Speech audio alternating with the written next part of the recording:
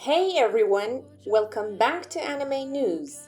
In today's video, we're diving into the most heart-wrenching and impactful character deaths in Bleach, 1000-Year Blood War.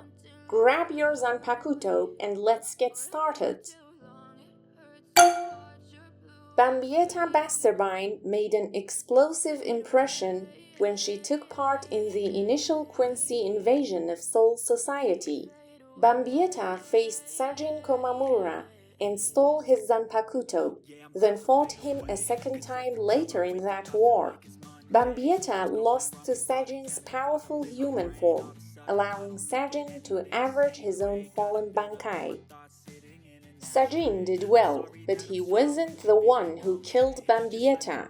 Instead, Giselle Gewiller finished her off to turn Bambietta into a zombie. Bambietta was one of the first Sternritter who died in 1000-Year Blood War. Her death teased the extent of Giselle's morbid powers and cruelty.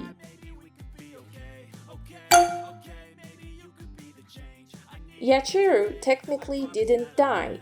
She was revealed to have been Zaraki Kenpachi's Zanpakuto this whole time, and she left her corporeal body when Kenpachi activated his sword's true name and power. However, this also meant that the Yachiru who Bleach's cast and fans knew and loved was no longer with them. Yachiru seemingly vanished into thin air, and Kenpachi could barely hear her voice and feel her presence. Her cessation of existence allows her to be counted among those who died in 1000-Year Blood War. Yachiru's death was important and unfortunately necessary for Kenpachi to realize his full potential as a Soul Reaper.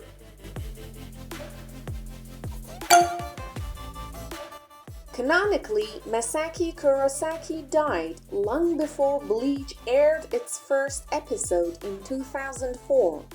Originally, Masaki was believed to have died protecting her son Ichigo Kurosaki from the infamous Hallow named Grand Fisher. However, 1000-Year Blood War recontextualized this by revealing that Masaki really died because of Yhwach's previous Oswalon.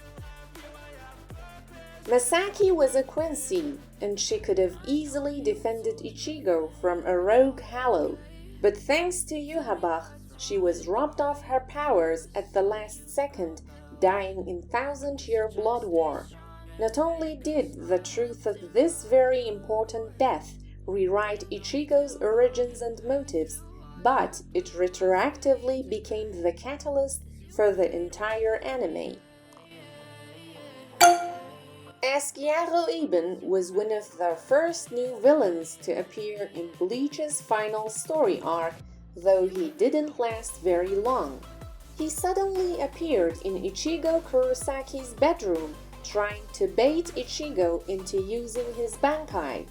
To Asciaro's shock, his medallion could not steal Ichigo's Bankai, but he did escape and returned to Silburn in one piece, where he reported to Yhwach alongside Ludus Vrigen. Yhwach coldly killed both Arrancar soldiers, cutting their time in Bleach short.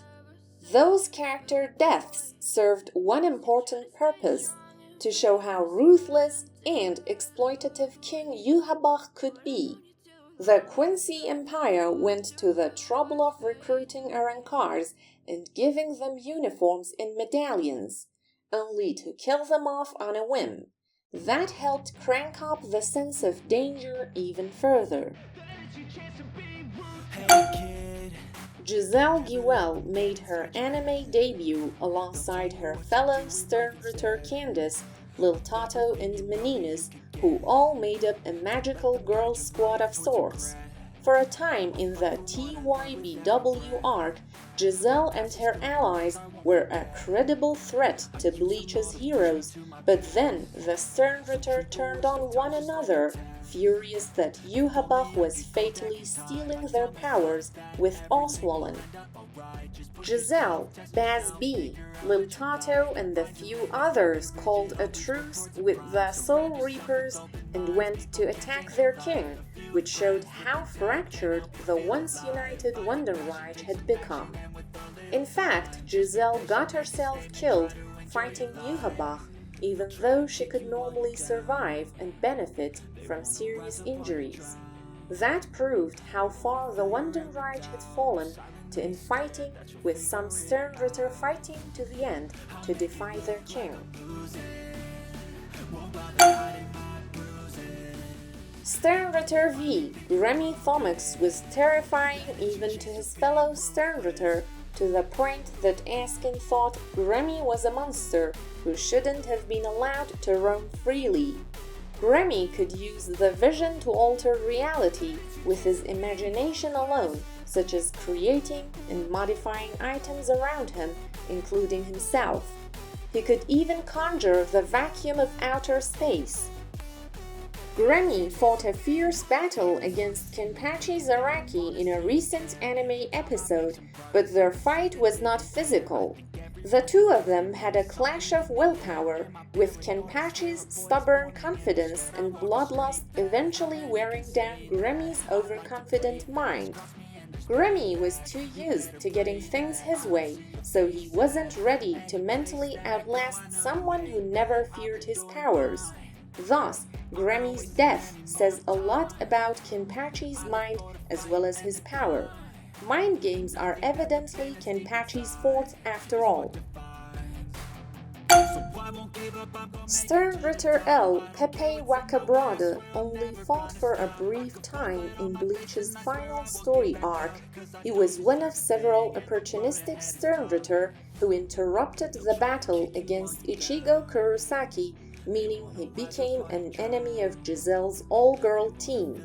Pepe's main act was to turn Meninas against Lil Tato and force Shuhei Hisagi to attack Byakuya Kuchiki using the loft. For all his boasting, though, Pepe wasn't much of a threat, and it was surprisingly easy for Lil Tato Lampard to turn the tables on him with her powers. She wouldn't forgive Pepe for his actions, so Lil Tato used the glutton to finish him off. By that point, the Sternritter weren't just arguing, they were killing each other, as Pepe's death showed, and there was no going back as the Wonderreich started to fall apart. Some shonen anime characters die simply so they can prove how strong their opponent is, a role that both heroes and villains may have. Such characters are known as jobbers, and in Bleach, Rojuro Otoribashi and Kinsei Muguruma were masked the masculine's jobbers before Mask became Renji's own jobber. When Renji took over the battle against Mask, he had a brand new Bankai called Soul Zabimaru. When he activated it, not even Mask's full power could compete. Renji hadn't scored a major victory in some time in Bleach's overall story, so Mask's death did a fine job making Renji an immensely respectable warrior once again. Thanks for watching! If you enjoyed this video, don't forget to like, comment, and subscribe for more Bleach content. Let me know in the comments which character death hit you the hardest. See you next time, and stay sharp!